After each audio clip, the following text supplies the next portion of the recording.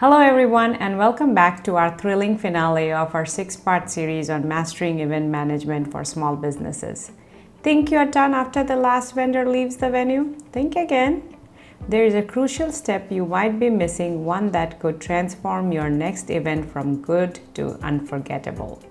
Today we are diving deep into the often overlooked but absolutely essential practice of gathering feedback and the key pieces of data you need before you can truly call it a day. Let's break it all down and ensure your event keeps getting better and better. So stay tuned.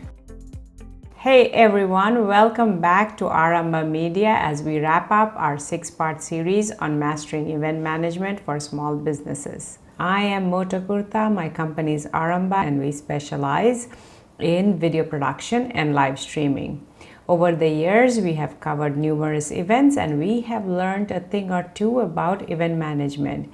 I wanted to share some of our insights with you guys and see if we can make better events. If you are new here, make sure you hit that subscribe button and turn on the notifications so you don't miss any of our weekly tips and tricks. Remember, events are more than just gathering, they are vital for building relationships. Through post-event reports, you can learn more attendee preferences and behaviors, which allows you to tailor your future marketing efforts for improved audience engagement.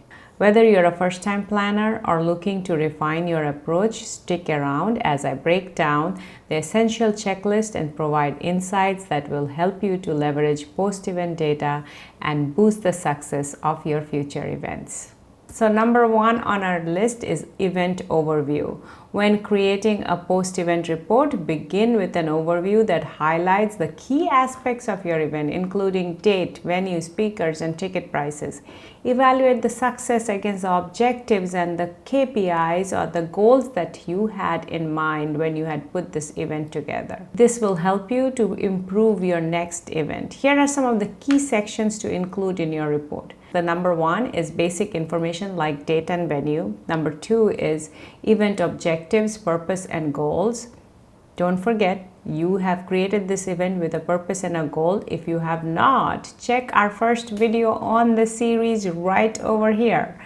Budget overview. How did you perform? How did the event go? Financial performance summary. So you want to include that. You also want to include attendee information, data on attendee demographics and ticket sales, even venue observations and recommendations on venue facilities and maintenance, registration and check-in, insights on registration process. Then on the list we have logistics, details from event setup to breakdown. Of course, you need feedback and insight from social media and other platforms that you have received about your event. And marketing overview, do not forget those. You need to know how your marketing worked for the event. And last one on the list we have is visual highlights, key visuals from the event. You want to include that on your report as well. Event overviews are extremely important, so you want to make sure that you hit these things that I just talked about. But I do understand that it can be really overwhelming right after the event to create this report. I would say do this within a week after the event has taken place. Don't take more time on this because you want to do this when your mind is still fresh and you can remember everything that has happened. The 72 hours following your event are key. Many event planners juggling various responsibilities might overlook this phase. So the next one on our list is gathering that feedback to find out if your event was a success or not. The most straightforward way to do this is through a survey. It needs to be concise and to the point, and ask specific questions related to objectives of your event. Was it informative? Was it engaging, fun? Include a mix of rating scales and open-ended questions to give attendees the freedom to express their thoughts. This is a gold mine of information because you will know if your agenda worked or not right away. If your agenda hasn't worked, remember to check our agenda video because that will help you to make a great agenda put together. Number 3 on our list is timing. Timing is also crucial. Send out your surveys within 24 hours while the event is still fresh in everyone's mind. In my opinion, the best feedback you get is right at the end of the event via a SMS link our email or a QR code. And here are some pro tips. Offer a small incentive to boost your response rate, like a discount on the future event or a chance to win a gift card. Checklist number 4. So we have direct communication. Another effective method is direct communication. Reach out via email or even personally, or pick up that phone to key attendees, sponsors, speakers, and have a real conversation about their experience. This can provide deeper insights than a survey and show your stakeholders you truly value their feedback. Number 5, follow up. Following up after your event helps you to build that lasting relationship. Send a thank you note, share highlights from the event, and include a call to action. Maybe it's sign up link for the next event, or request them to join your mailing list or the newsletter. This keeps conversations going and your attendees stay engaged with your brand. Do not let this opportunity go. You can create relationships and loyal customers through this. Number 6 on our list is sponsors, and let's not forget about sponsors. Following up with them is as important. Provide them with the metrics of the return on investment, like attendee engagement, their sponsored sessions, or any lead generation numbers that you have gathered. Show them the value that they have gained from supporting your event.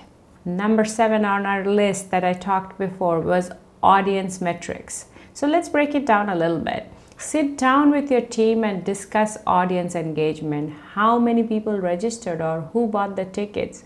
If you have any demographic information about your audience, this is the place to include these details. Depending on the event, you may have only a bit of an attendee information, or you may have a lot of data about your attendee demographics and their event behavior. And depending on the event, you might include things like registration numbers, attendee interactivity, ticket sales, early bird sales, attendee behavior data. This might also mean session attendance, booth visitors, social media engagement, sponsorship and interactions. Attendees can give you a lot of great information. Having a sit down and going through the numbers is crucial for future events and return on investment. Implementing a thorough feedback and follow-up strategy will not only help you to measure your event success, but also spark improvements that make your next event even better. Remember, every piece of feedback is a gift. Use it wisely to continue growing and enhancing your events. This concludes our series on event planning for small businesses and looking to make a big impact with limited resources. Remember, events are not just gatherings. They are opportunities to forge meaningful relationships with sponsors, speakers, and attendees. If you have not watched the first video on this series, don't forget to go back and watch it right here. Before you go, don't forget to grab the exclusive checklist packed with essential tips, tricks, and your ultimate event planning guide. Also, we would love to hear about the challenges you face when organizing events. Share your experiences in the comments below to help us tailor our content to your needs. Thank you for turning on to Aaramba Media. For more expert tips, tricks, and tutorials, make sure you subscribe to our channel and don't miss out on our upcoming series on hybrid events for small businesses. Hybrid events are complex, but they can be a game changer, and maybe that's what your business needs. Let's demystify that together in our next video. Stay tuned and happy event planning. Thank you so much for hanging out with me today.